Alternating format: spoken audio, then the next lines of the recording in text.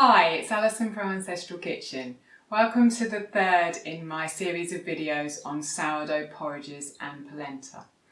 Having shown you in the last video, video 2, how to make a sourdough polenta, I want to take that and show you how to make a sourdough polenta bread with it. This is something that we love to do in our house. I want to show you one that's in our fridge, which is, as you can see, half eaten. This one is made with sourdough barley.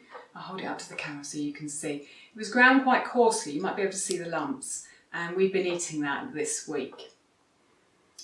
Let me talk about what you need first. So you're going to need the sourdough polenta that I explained and showed you how to cook in the last video. This is the one I've literally just cooked here. This is 50% millet and 50% sorghum, which was souring for a day. In addition to that, you'll need a loaf tin, one kind of about this size for the size that I showed you for the polenta. This one's silicone, so it will pop out easily. If you haven't got one that's silicone, then you might want to either grease it or line it with something so you can get your bread out more easily. So what to do? Well, you've cooked up your sourdough polenta as I explained in the last video, and it's still warm. So generally I do this, I'll cook up the polenta and we'll have it either for breakfast or for supper. And at the time that I'm serving up the polenta into our bowls, I've also got my loaf tin ready so I can make the bread. And literally, while it's hot, you just pile this into your loaf tin. And take a look at the consistency as I'm doing it. When you're cooking up your polenta, you want to make sure that it's relatively thick. Because although it will thicken amazingly, you'll be surprised after this has cooled down and been in the fridge, it does thicken. Still, you want to make it easy for it to come together and make a loaf. So don't make it too thin when you're cooking it up. Don't put too much water in.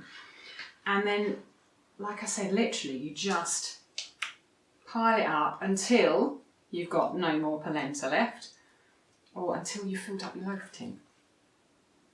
And this one will do probably supper for my family for 3 days. So I've got a bit more than I need here. I'm just going to level it out roughly. It's not important that it's pristine, but level it out. Sometimes if you find it sticks to the spoon, it can help to wet your spoon and use a wet spoon to help level it if you'd like to.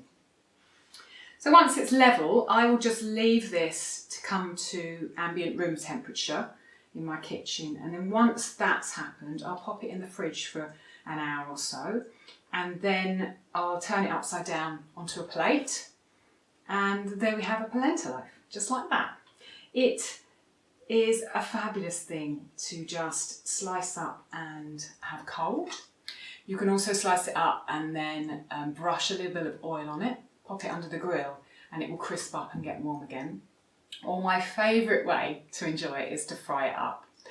If you're frying, I suggest you slice yourself some slices and then use a cast iron pan. Heat your cast iron pan up for a good 5 to 10 minutes before you put the slices in, so it's a good sort of medium heat.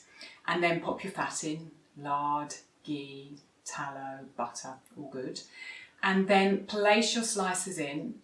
They'll take a good 20-25 minutes to get crispy. Turn them so they don't stick to the bottom of the pan. But when they're done, you'll have a really beautifully crispy top and bottom to your slices, but they'll be warm and soft on the inside. It's a wonderful way to eat them, either for breakfast or for supper. So I hope you've enjoyed my series of videos, the first one on the porridge, sourdough porridge, the second one on the sourdough polenta, and this one on the sourdough polenta bread. If you like what I'm up to in the kitchen, you can sign up to my regular newsletter by going to any page on my website, www.ancestralkitchen.com. You'll find the details at the top of the page. And all else I've got to say really is happy fermenting, happy cooking, and most importantly, happy eating.